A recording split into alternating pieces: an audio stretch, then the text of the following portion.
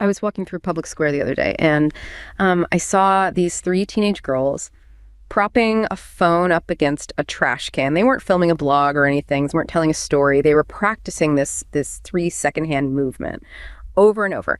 And they kept doing it until their fingers moved in just perfect unison. It almost looked mechanical. Every time the music looped, that same high-pitched, distorted synth beat, they just reset. Their faces were so serious, just completely stone cold until the vibe was exactly right.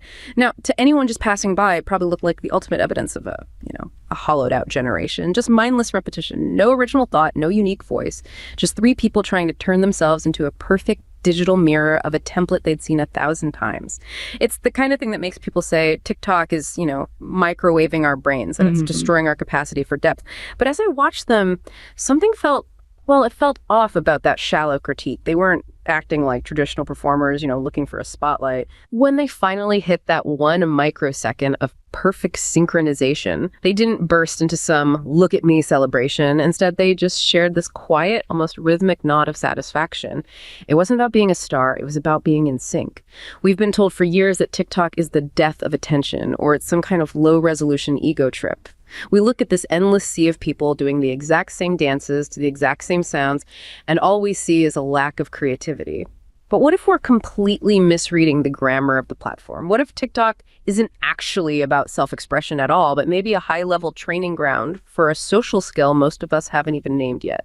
What if the reason you feel that itch when you scroll isn't because the content is empty, but because you're witnessing a total shift in how humans communicate, where meaning is being replaced by something so much more visceral? That visceral replacement, that's it. That is the absolute core of what we're going to get into in this deep dive.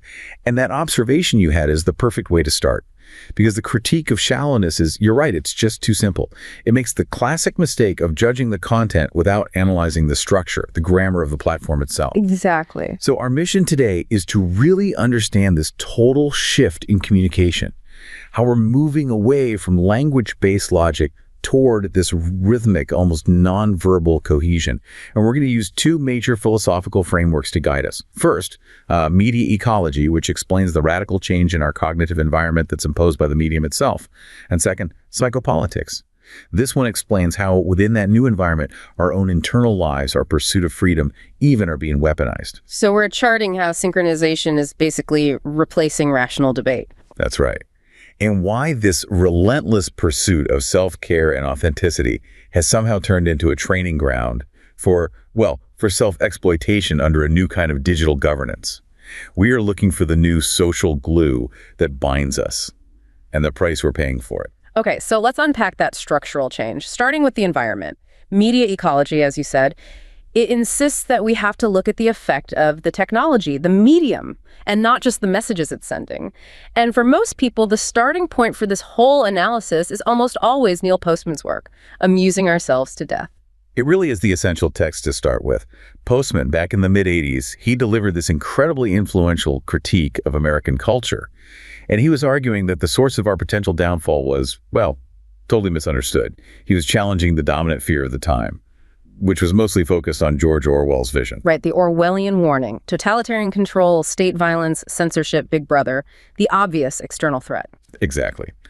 But Postman argued that the modern world, especially the world of television, was actually marching toward Aldous Huxley's Brave New World.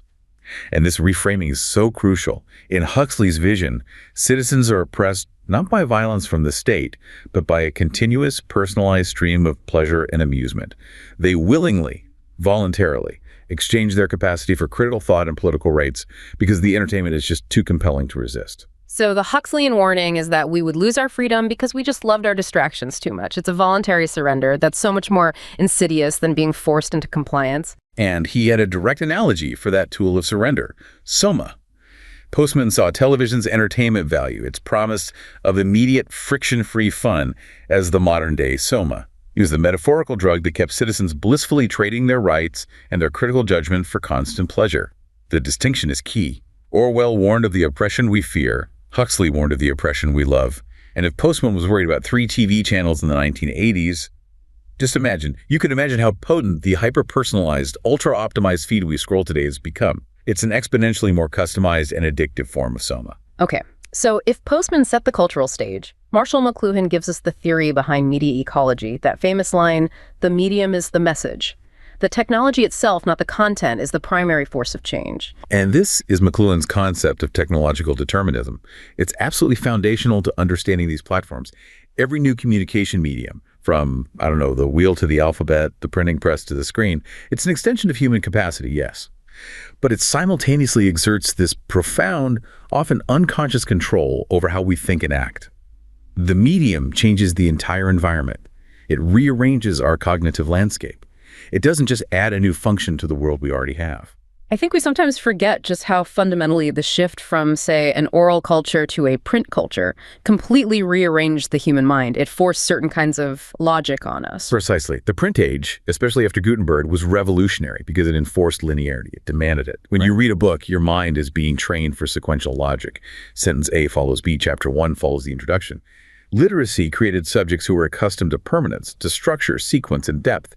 And this linear analytical way of thinking became the bedrock for Enlightenment discourse, rational argument, and the very concept of a sustained narrative. And then when you introduce electronic media, especially the screen and the feed, that entire cognitive structure just begins to dissolve. It does. Electronic media creates what we call a new electronic consciousness. And this consciousness operates in a way that's totally antithetical to print culture. It favors immediacy, the visual image, a discontinuous flow of information. It moves away from permanence and depth. And this isn't just a matter of preference, it's a cognitive reorganization. The constant, rapid, quantifiable flow of information measured minute by algorithms alters our cognition to prefer data that can be immediately evaluated and consumed. So naturally, that diminishes our appetite and eventually our capacity for deep thought and for the kind of structured linear narrative that requires delayed gratification. So the platform isn't just distracting us from reading a long article. It's very structured. The requirement to be short, sharp, constantly flowing is dissolving the linguistic and logical foundations needed for classical discourse. That is the core outcome. That's the media shift. And that gets us to what we call the fragmented grammar of the feed. Think about how persuasion used to work in print culture. It relied on constructing narrative fidelity, internal coherence, logical arguments spread across hundreds of pages. That's gone. Now, the constant loop of the For You page, the FYP, and the need to fit communication into a fragmented, seconds-long visual format, it actively destroys the need for cohesive storytelling. So as the viewer or the listener, I'm no longer receiving a story with a clear beginning, middle, and end. I'm getting a sequence of triggers that I have to somehow stitch together myself. Exactly. Users have to construct meaning not through an author's logical sequence, but by inferring connections between these highly disparate, fragmented pieces of information. It's a shift from the logical to the purely visceral.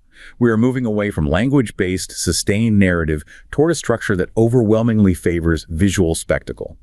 And rhythmic repetition, this erosion of linguistic narrative, it acts like a powerful cultural solvent. It dissolves the very rational foundations that underpinned Western concepts of, say, meritocracy and classical liberal discourse. Both of those relied on reasoned, sustained, and sequential argumentation to establish truth or validity. The platform structurally prefers resonance over reason. Okay, so that structural erosion of narrative, it leaves a huge hole. If we're moving away from language and logic as the basis for social cohesion, what mechanism is stepping in to unify us? And the answer seems to be, what was visible in those three girls in the square. It's this rhythmic impulse. It's what you call seriality. Seriality is the fundamental operational characteristic of the platform. It's the invisible operating system that makes all the chaos feel orderly. We define it as the repetitive impulse released by industrialized technology. And critically, the goal of serial content is to produce this inordinate degree of iteration and similitude. It just means an increasing sense of sameness, but with an increasingly minimal difference in each piece of content. So it's the paradox of the viral trend. Everyone is doing the exact same dance to the exact same sound, but each person brings some tiny micro difference, a new filter, a different backdrop, a slightly altered expression. And that minimal difference is just enough novelty to keep you engaged without ever demanding the cognitive effort of absorbing entirely new information. And this repetition is the key organizing principle for the entire dynamic, chaotic FYP ecosystem. The looping function of the videos creates an internal rhythm for the stream. That rhythmic structure is what makes the infinite scroll feel exciting and inviting, rather than just overwhelming, despite the massive influx of content. Repetition generates order, predictability, and a sense of shared participation. But this constant rhythm isn't just about organizing the feed. It operates on the user's body, right? It affects them directly. We probably need to define the difference between affect and feeling here, because the platform really leverages this distinction. We must. Affect is the immediate, momentary, non-conscious bodily sensation. It's the itch you described in your opening. It's a precognitive arousal. Feeling is that affect meeting language and experience, but repetitively over time. It adheres to specific objects or modes of engagement.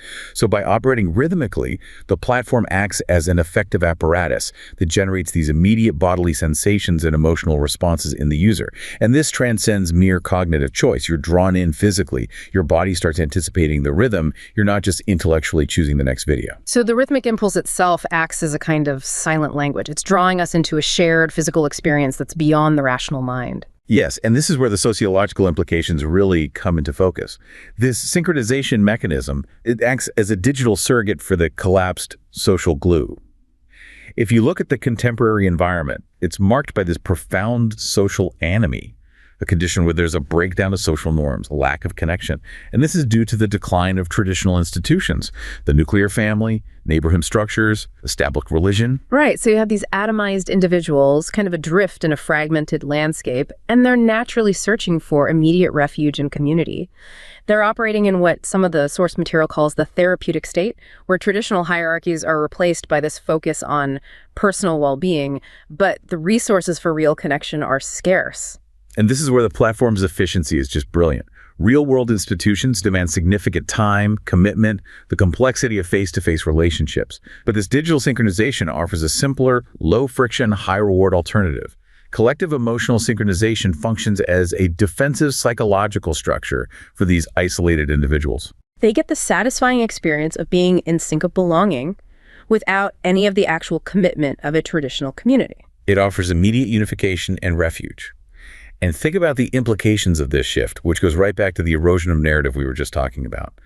The sociological reality is that this transition from linguistic narrative to nonverbal rhythmic synchronization is a profound cultural solvent. When disagreement in a democracy requires reading and arguing sustained points, which is a cognitively intensive task, an agreement is now achievable through the simple, immediate satisfaction of a shared rhythm. Or the hard work of rational foundations just gets dissolved. Why debate policy when you can unify through affect? So the platform doesn't just offer entertainment. It offers a replacement for the profound loss of organic social cohesion that so many people feel. But the unity it provides is based on momentary physical resonance, not on reasoned consensus. It substitutes complex engagement for visceral engagement. And the political implications of this are immense. It accelerates the deconstruction of organic social hierarchies because genuine authority, which used to be based on expertise or sustained commitment, is replaced by rhythmic authority, the ability to harness and direct the collective pulse. The unified emotional state replaces the reasoned debate.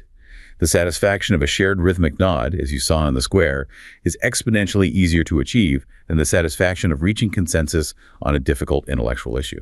That structural shift from logic to synchronization brings us right into the realm of psychopolitics. If the medium changes how we think, how does that change how power operates? We've moved far beyond the old surveillance models and into what the source material calls the control society. To really grasp the control society, we should quickly touch on his predecessor, the disciplinary society, which was primarily theorized by Foucault. Disciplinary societies govern through confinement, through spatial segregation. Think of 19th century institutions, barracks, schools, hospitals, massive factories. The goal was to enclose subjects in specific sites to mold them into docile bodies, units of production, often likened to minted money, where the individual is shaped from within a confined mass. It was a closed system. Power targeted the body through rigid schedules and physical limitation. Yes, but the control society is fundamentally different. It operates in open sites and it manages flows. The philosopher Gilles Deleuze described it this way. Control societies govern not through confinement, but through limitation and continuous modulation. So if the disciplinary society was the factory floor with walls and fixed shifts, the control society is a constant satellite tracking system. The subject is never truly confined, but is always flowing and always tracked. And the mechanism for this tracking is datafication. Absolutely essential. Power converts the complex, nuanced reality of human life into quantifiable numerical data, codes. This process transforms the traditional individual, a whole contained unit, into what Deleuze called a dividual. A dividual is essentially the data profile. It's a collection of loggable entities and continuous streams of information. Your purchases, clicks, location history, emotional responses. Human value is now marked as a loggable entity that is subject to continuous self-surveillance and management. So the platform doesn't see you, the person. It sees a constantly updated profile of data points, your individual, that it can then manipulate and modulate in real time. Exactly. And because the individual's never confined, they're tracked everywhere they go. But the power is no longer exerted primarily from some external enforcer. This is the psychopolitical trap. Power shifts from external coercion to internal motivation. And this is where that concept of smart power comes in. It doesn't use the stick, it uses the siren song of self-improvement. Right. Smart power doesn't discipline with visible state violence. It cozies up to the psyche. It persuades subjects to voluntarily participate and to valorize self-optimization. The underlying drive in modern society is the pursuit of unbound freedom. Freedom of information, freedom of self-discovery, boundless self-improvement. But this pursuit requires the self to be fully transparent through confessional practices, the exteriorization or emptying of the self into the digital stream. The great contradiction is right there. The act that feels the most liberating, sharing your deepest vulnerabilities and secrets, is the very mechanism through which you hold yourself captive. Our pursuit of freedom requires us to become the ultimate capitalist laborers, constantly surveilling and exposing ourselves. It is the ultimate evolution of labor. It's immaterial labor, practiced entirely in the realms of emotion and communication. And we see this played out perfectly in the serial self-care economy, particularly through that viral trend of the Shadow Work Journal, or TSWJ. The TSWJ, for anyone who missed it, is this aesthetically pleasing journal that promises to guide you through confronting your unconscious trauma, your shadow, ostensibly to achieve psychological wholeness.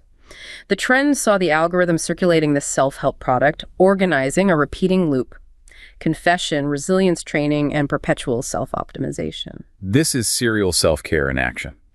To transcend the self, users have to engage in what the source material describes as manifestation logic, which is the necessity to capitalize and exploit pain to heal. The underlying belief is that to achieve transcendence, you have to submerge, dwell in, and publicize your suffering. The algorithm offers a path to optimization that paradoxically promises intensely painful self-destruction. The ritualized public exposure of trauma, all in service of a never-ending quest for self-optimization. It pits the self against the self. It turns vulnerability into a profit center. And this is where that rhythmic, effective apparatus we talked about earlier pays off in a huge way. When you analyze the comment sections, that ambiguous call to action, I need this or I needed this, just appears countless times under the TSWJ videos. That phrase is so much more than a simple product review. It's the sign of a compulsive yearning. Remember, affect is momentary, but feeling is affect mating language repeatedly over time. Those ambiguous comments mark these repeated individual encounters that, when you aggregate them, show users who have been rhythmically activated into this expose mode. The phrasing reveals an immediate, intense need to act, to satisfy a compulsive yearning for self-improvement. It's the feeling of being incomplete, the feeling that you must buy the next thing or complete the next piece of labor to achieve wholeness. And because this yearning is a direct product of the algorithm itself, which is designed to identify and monetize psychological friction, it can never be satisfied. New wellness objects continuously emerge, ensuring that the self remains perpetually compelled toward optimization. It keeps the labor loop flowing. You are the subject, the object, and the labor in a perpetual cycle of self-exploitation. So, if the algorithm is the invisible controller, we need to look at the human figures who are modeling and encouraging the self-exploitation. This is the guru discourse, the human element that facilitates this high-intensity formation of the expose mode. It baits voluntary self-disclosure by transforming pain into a feeling of freedom. The guru, we use that role tongue-in-cheek to reference historical pastoral power structures, possesses authority because they appear to have traversed the path of suffering. They've achieved a kind of knowledge or purification, and this figure preaches self-forgiveness and purification, encouraging the audience to follow suit by becoming fully transparent. And what's the trick? How does that work? Well, it relies on a heavenly trickery that mystifies the contradiction. The freedom you feel, that rush of catharsis from public vulnerability, isn't actually freedom. It's the result of disciplined habits of self-exposure. The guru valorizes transparency as the highest form of moral achievement, which is precisely the habit required by the control society to collect your data and ensure your compliance. So in this framework, the whole concept of authenticity is completely redefined. It's no longer about achieving some kind of internal truth or moral integrity. No, not at all. Authenticity transforms into a self-brand that has to be viewed for purchase in order to ascend to the true authentic self. And this authentic self is co-produced and validated by the audience in a feedback loop. You're not true to yourself until you have performed that truth for others.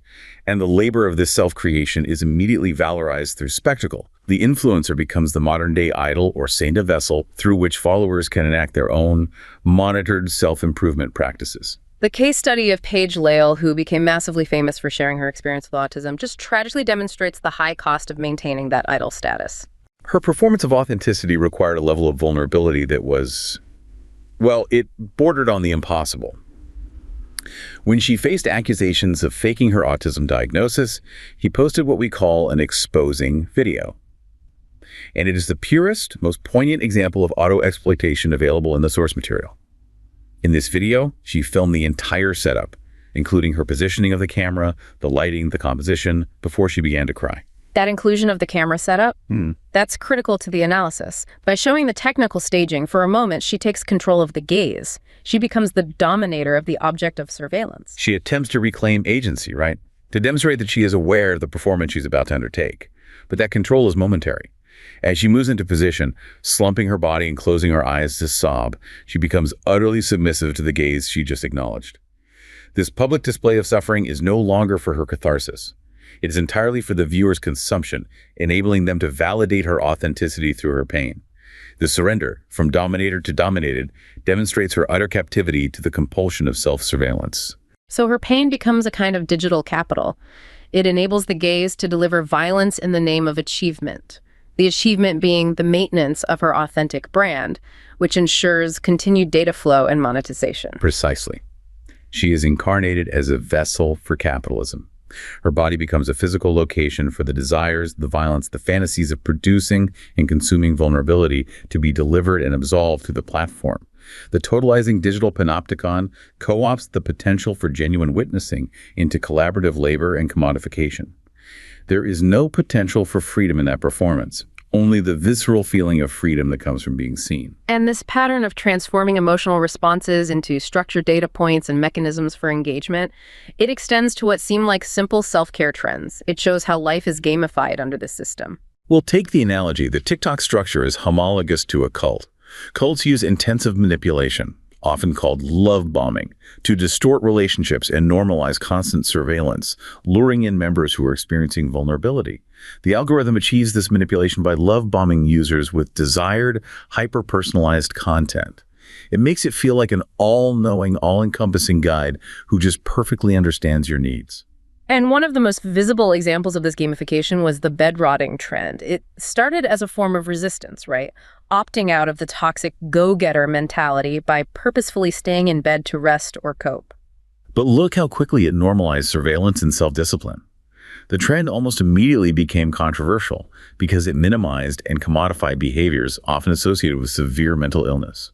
And users immediately began policing each other's interpretations in the comments. You're having a day to yourself, not bed rotting X. Or, no, bed rotting is only acceptable if you're actively journaling about your shadow work. That collective policing, that's the enforcement mechanism of the digital cult, isn't it? Absolutely. By policing the boundaries of the trend, users are lured into the engagement economy. They are turning an emotional response, the simple act of lying down, into categorical data for the algorithm, ensuring that even apparent inaction generates capital. Every comment, every micro dispute about the definition of rotting confirms the platform's efficiency at turning internal emotional states into external quantifiable labor. So after all this immense labor of exposing the self, policing the boundaries of the trend, generating all that categorical data, the system requires a final, collective, ritualistic pronouncement to confirm the cycle. It's the culmination of the emotional investment and the social synchronization. The final act of engagement, the click, the like, transforms the platform into this ritualistic, unwaiting place where all the self-exposure and labor are completed, confirmed, and blessed by the community. The user has done the emotional work, the community has borne witness, and the platform has collected the data. The loop is closed. like is the digital. Yeah. As we wrap up this deep dive, it feels right to return to that concept we mentioned earlier, the waiting place. Dr. Seuss originally described it in Oh, the Places You'll Go as this useless, miserable place. A warning against inertia, against being passive and just waiting for a train or a better break. He was reinforcing the 20th century culture of the entrepreneurial self, constantly motivating us to take responsibility for our actions and embrace the never-ending project of self-improvement.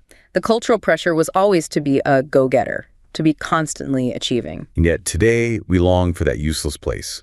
The intense cultural pressure to be constantly productive, constantly achieving, constantly optimized has effectively eliminated those necessary quiet spaces for reflection and true inaction. The pervasive instant culture of the digital age has made our society one of unwaiting. There's no fallow ground, no time for quiet reflection that isn't already being monetized. So the most profound and frankly chilling shift that's been wrought by this new medium is the fact that the very things we seek, the confession, the self-improvement, the vulnerability, the community, they're not just immediately captured, they're immediately metabolized and weaponized by the system at the very moment of disclosure. The technology doesn't just change what we know.